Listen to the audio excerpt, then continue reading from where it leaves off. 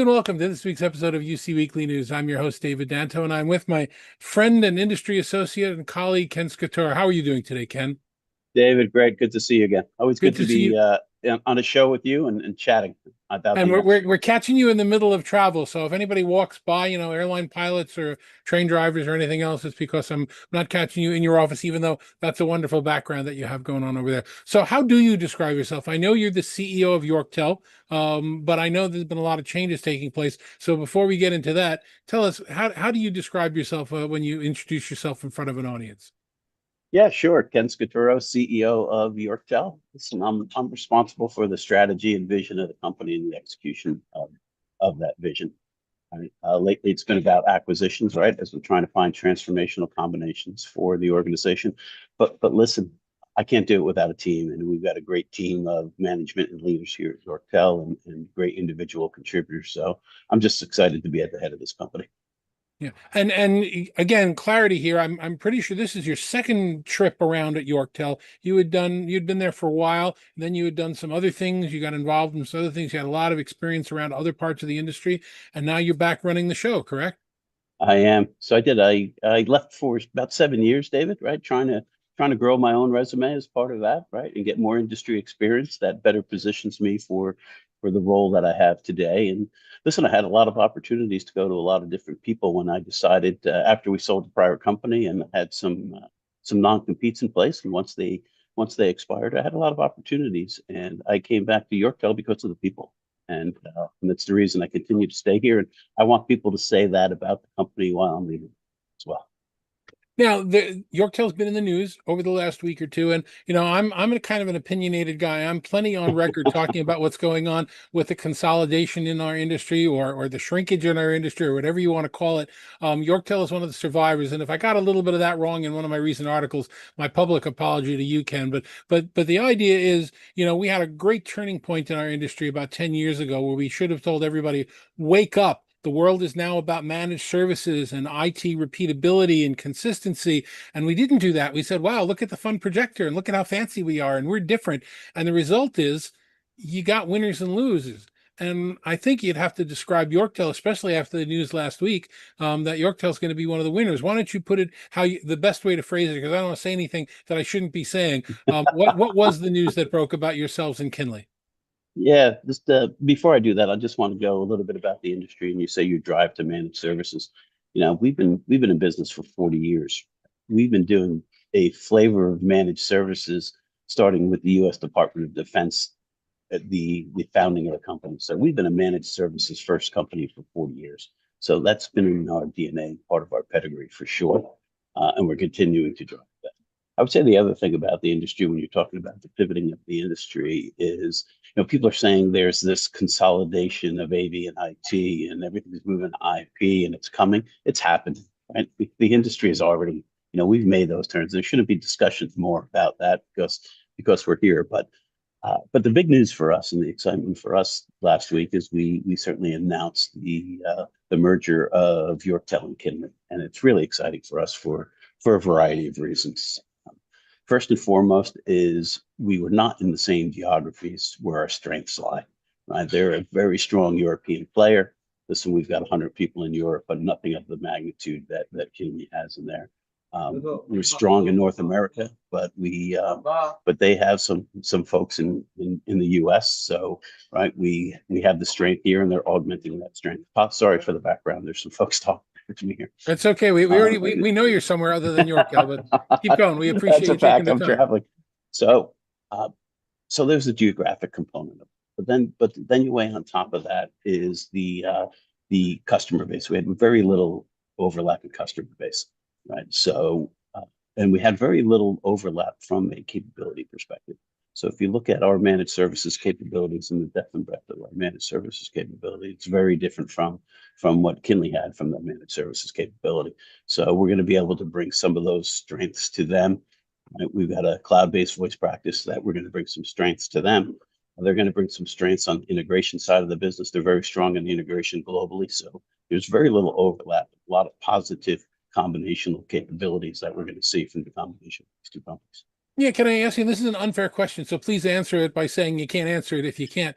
But how long have you been thinking about this deal, or have people been thinking about it? Did this come together in a month? Did this come together in a year? Did this come together? You've been thinking about it since One Equity Partners took over. How long did this take to germinate?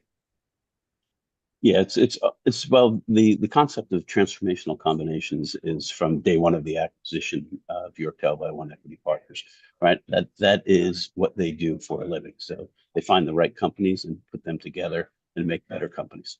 So from the day we closed, we've been looking at finding a partner company that makes us better than we are today. So we have to find those companies. We came across Kinly, in January of this year. So it's been about 7 months of work as it relates to putting this deal together. And there was this excitement. Last week was great when we signed the deal and were able to go to announcement to the market of the combination of these two great companies. Yeah, and I'll quote some of the things from the press release, but you're talking about 25,000 clients, 27 global locations, 16,000 employees, 900 plus industry specialist accreditations. It is odd that you see a deal like this where there isn't a lot of overlap and fat and things that would come out. It really is complementary almost across the board.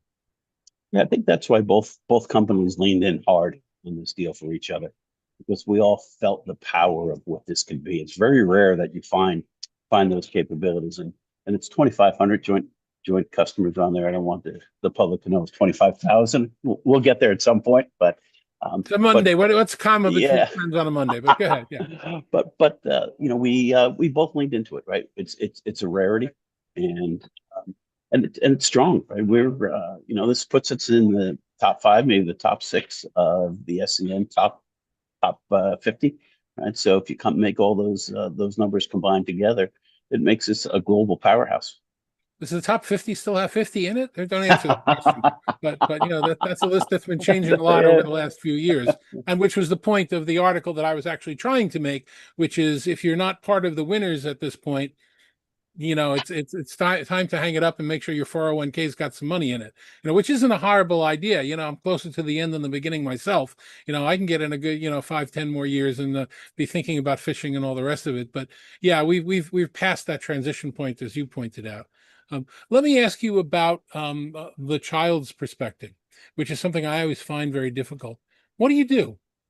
What how do you describe to a 5-year-old or your neighbor's children or when you're in a school, parents describing to the kids what they do? What do you do for a living? What does Yorktel do? Yeah, so we're all about enhancing the end user experience for our customers, right? We're trying to deliver an enhanced end user experience based on collaboration tools.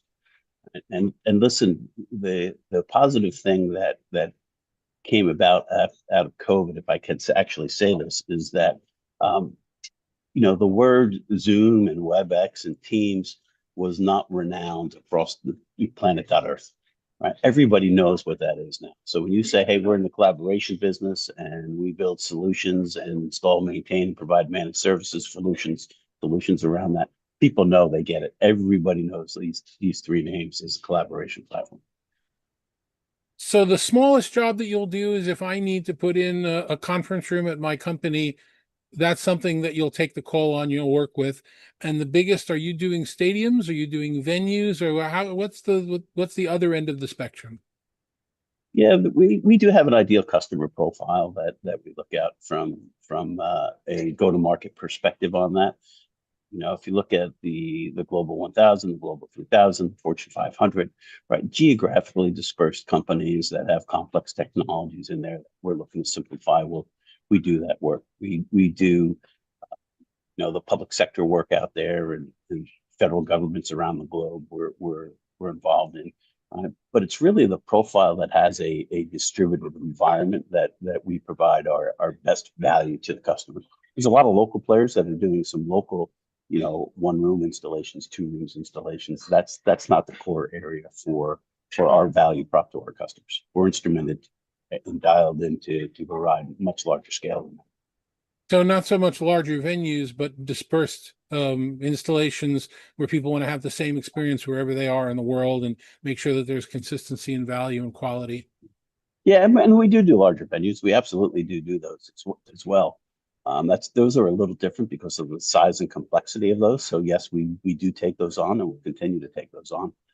But it's the smaller, single location sites, one or two conference rooms that we're just not instrumented for at this point. Got it. Nor do we want to instrument for it. Understood. Do you have a preference in terms of your partners, or is there value in making sure that you have a big enough menu to serve whatever anybody's up to at any given moment? Whether you're talking about, as you pointed out, WebEx and Teams and Zoom and the rest of it. Are you up to speed on all of them, or are you leaning in toward one more than another? Now we have to be the honest broker for our customers on there. So we have to be experts across all the collaboration technologies, and we have to ensure that we understand what the customer requirements are, what their vision are, call it their North Star. So if we can understand what a customer's North Star is, then we can help them on the journey to achieve that North Star. And technology choice is just one of the many factors of getting them to achieve that vision. Okay. So what can we expect in terms of predicted closing of the deal, news items, changes, anything going on? I know that, we're all in a regulatory period, so there are things you can't comment on, but what can you comment on? What should we be looking forward to? Yeah, so there's two big issues that we're looking to get through from a regulatory compliance perspective. One is foreign direct investment and the approval on that, and we have all our paperwork in for that. And the other one is the antitrust approval on that. We have all our paperwork in for that. So we've worked with the lawyers and the analysts on this thing, and I think everybody's telling us this is taking the normal track that it should be. We feel comfortable with the pre-work that we've done on this, that we think sometime in early November that we should be through these hurdles. And and of course we can't engage during that period. And but what we can do is we can do some planning, which we are doing. So we're doing our planning on what it looks like. We have to then wait till closing, and then by the time we're closing in November, David, right, we both have obligations because our fiscal years end by the end of the year. So we've got to make sure that we make our fiscal obligations for the end of the year, and then we look at 2026 as really starting to bring the two companies together in a formidable fashion. So this calendar year, without putting too much pressure on it, is what you're pretty much expecting to see something come out of it. And I think it's business as usual, right, through this calendar year, and then we'll start making the changes in 2026. I would assume that you would want Kinly clients to feel comfortable reaching out to them or to you, and vice versa. Yorktel clients reaching out just to have conversations if they want to understand what's going on and what the perspectives are, and where you are predicting things might be, that you'd be encouraging those conversations at this point. Is that fair? After the closing, David, that we can do that. Otherwise, there can be some competitive um, information that's released, and we want to make sure that there's no hint of anything like that because we just don't want to do it. So we're going Okay. to wait to after the closing. But in fairness, right, we've talked to our top customers to let them know what is happening here, and I've had the good fortune of talking to some of the top customers of Kinly as part of getting the deal signed and understanding the power of execution that they have. They have the power of execution. Yeah, and we all have conversations amongst the industry anyway. So nothing out of the ordinary there to understand what's happening, what's going on in place. But it's you were making the joke before. I was making the joke before about the top 50 integrators. What are there, 5 or 6 right now that are of any great size in what used to be the AV space? Is now the ICT AV space. Not a lot. I mean, they're all good. How will Yorktel differentiate itself from those other 4 or 5 companies once this deal is closed?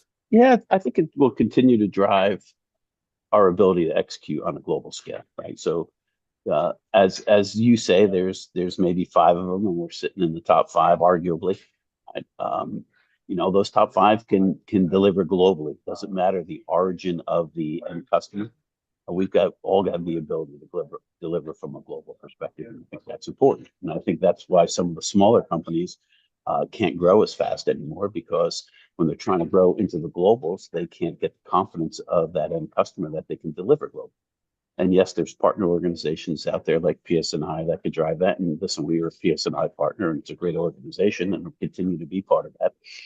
Um, but that's one of the discriminators that we like to put the combination, the global reach on here. Right? One of the values that customers are going to get coming out of this thing is a global managed services component of it, where we can do more work organically with that. And our goal is to continue to grow, to be able to deliver and have feet on the street to deliver the services, and then use PS&I as a partner organization to fill the gaps where needed.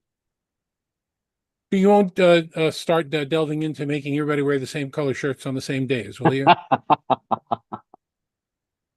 Well, I can't either confirm nor deny that, David, but I don't think that's my style. Oh, okay. Well, we've seen plenty of that, so maybe I'll have to come up with some other shtick that works for you guys. I'm not wearing orange to InfoComs. Okay. You're not wearing, well, did anybody do that since Pexip? Well, anyway, that's another story. But I thought Wednesday is pink at Yeah. our shows here. But anyway, all right. So I've got to ask these questions that I normally ask to close an interview a little differently because I want to make sure that I'm asking them correctly. So if you're not a particular customer of Yorktel and would like to be, or if you are a customer of Yorktel, how would you like people to reach out to Yorktel to find out what's going on, or to you or to Yorktel? Yeah, great. I think the best part of it is to go to our website, www.yorktel.com.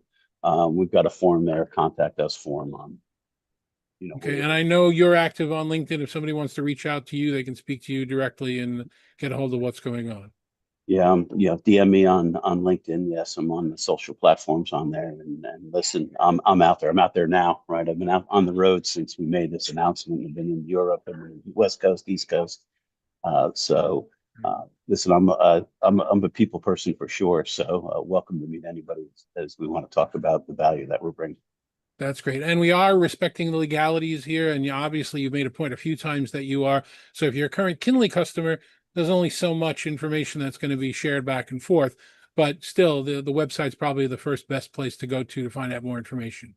Yeah, That and be I think some things, David, that you mentioned opening up that we put in the press release, right? We're 29 offices around 12 countries. Right? We're over 1,600 employees, 900, industry certifications across the organization, 2,500 customers. So, that those are all very big numbers for people to say, can this company deliver from a scale perspective?